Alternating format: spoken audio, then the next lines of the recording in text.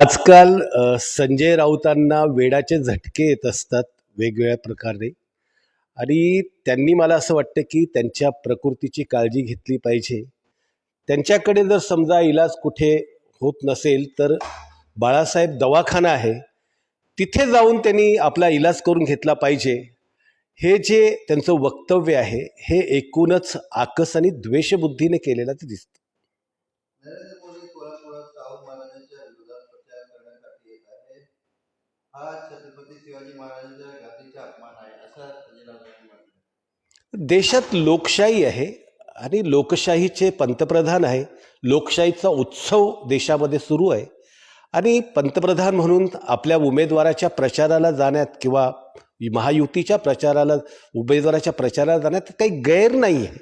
आणि मला असं वाटतं की ज्या लोकांनी वारंवार गादीचा अपमान केलेला आहे